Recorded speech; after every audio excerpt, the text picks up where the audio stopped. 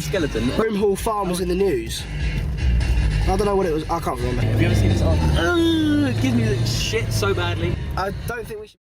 It's not me. I can't. Turn the bloody lights on! Holy fuck! What? No! Turn! What are you doing?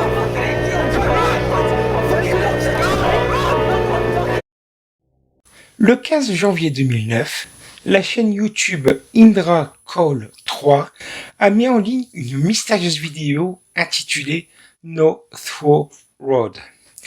Il s'agit de l'une des premières vidéos de YouTube à avoir autant secoué le monde. Mais très peu de gens ont réalisé qu'il s'agissait de la première vidéo d'une mini-série en 4 parties qui soulève plus de questions qu'elle n'apporte de réponses. Cependant, après avoir regardé chaque vidéo plusieurs fois et lu plusieurs théories différentes, je me sens suffisamment prêt pour expliquer cette fameuse série. Mais avant de commencer, je vous recommande fortement de mettre ma vidéo en pause et d'aller regarder la série par vous-même.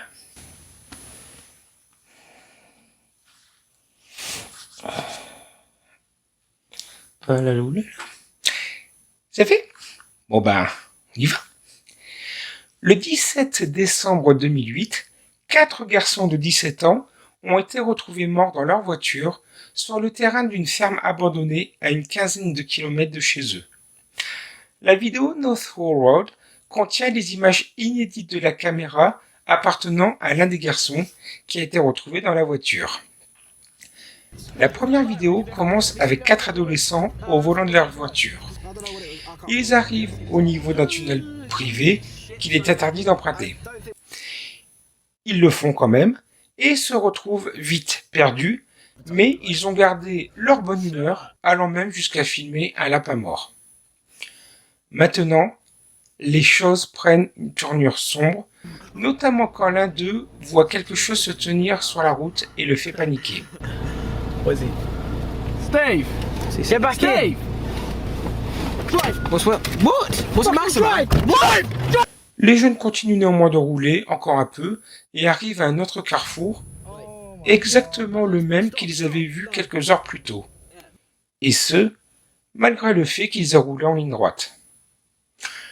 Ils allument quand même la radio pour essayer de se détendre, mais à la place, celle-ci émet un son inquiétant. We put the radio on. Yeah, might as well. Hang on a sec, Ollie, I can't get this thing right. What is this? Alors qu'ils pensent s'en être sortis, ils sont retournés à l'entrée du tunnel et voient un homme menaçant. I can't. Turn the bloody lights on! Holy fuck! What? L'homme, qui est masqué, bat Stephen à mort avec sa propre caméra.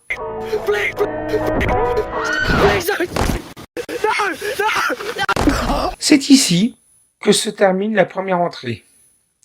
Il s'agit d'images de la première des 2 bandes obtenues par la police à la suite de l'événement portant le nom de code NTR2. La seconde vidéo a été postée 3 ans après la première. On y voit 2 garçons en voiture partir rendre hommage à un ami décédé. Le caméraman est toujours là, c'est James.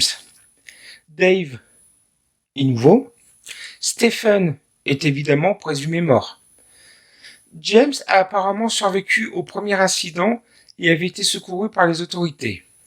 Cependant, impossible pour lui de se souvenir de ce qui s'est passé, vu qu'il semble souffrir d'amnésie. Ils essaient de blaguer en parlant d'une émission télévisée qui parlait de voyage dans le temps et où, à chaque fois que le personnage change d'époque, il rencontre une version légèrement différente de lui-même.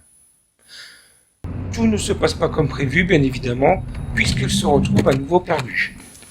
Ils sont revenus au même endroit que dans la première vidéo, comme s'ils avaient été attirés par la route elle-même.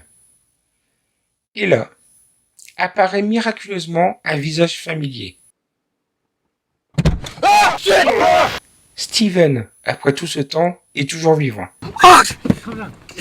Where am I? James! Oh, James! James, you got away! Yeah, I got away. Le cours du temps semble être différent, comme le pense Steven. Pour lui, il n'est parti que depuis quelques heures.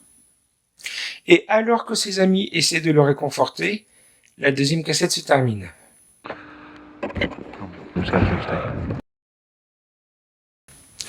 Pour la troisième vidéo, ce sera plus rapide à résumer vu qu'elle est relativement courte.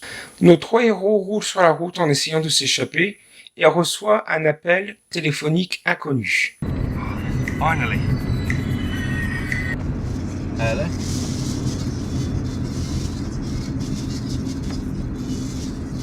Encore une fois, peu importe le chemin qu'ils prennent, ils sont piégés.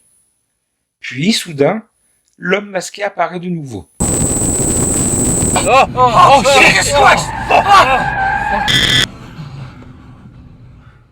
Ils essaient de tuer l'homme masqué, mais en vain. Leur voiture semble s'être crachée et elle est incapable de démarrer, les laissant bloqués devant une cabane abandonnée. Drive. Go, go, go, go, go!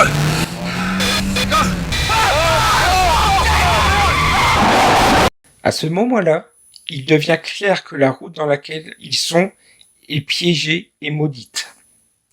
C'est alors qu'ils assistent à un spectacle familier. Ils se voient le soir du premier accident d'il y a 3 ans.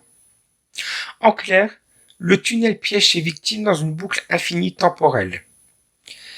Steven essaie de sauver son lui du passé. Il met un masque depuis la cabane pour que son moi passé ne le reconnaisse pas. Il l'assomme et essaie de le traîner en sécurité, mais son moi du passé se réveille et l'attaque. Il a beau enlever son masque, cela ne le sauve pas. Le premier Steven le frappe même encore et encore avec la caméra, répétant sans le savoir les événements de la première vidéo. Honteux et horrifié, il s'enfuit en laissant Dave seul.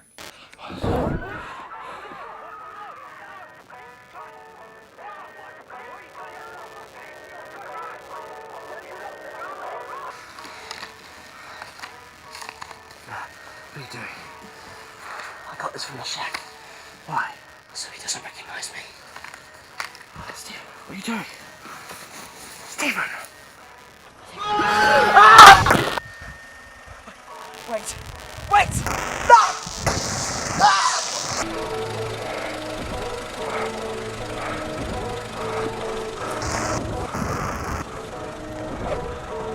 Stephen!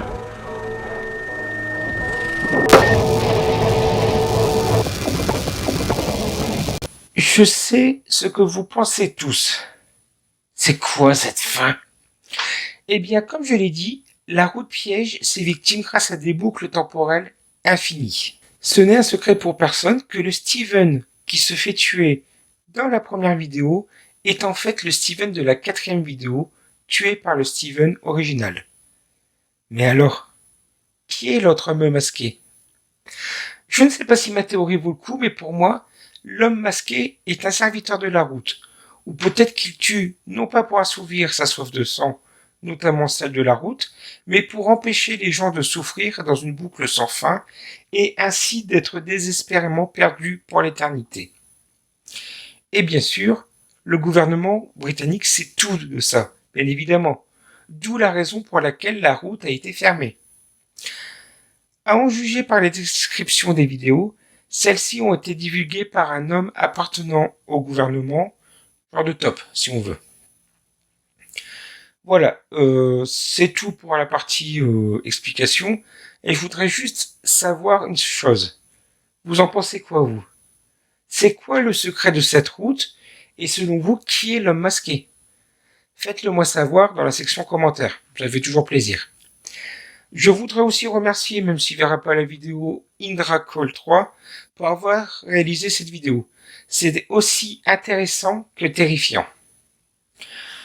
Voilà, c'est tout pour moi. Si vous êtes nouveau sur la chaîne, soyez les bienvenus. C'est super de vous avoir ici.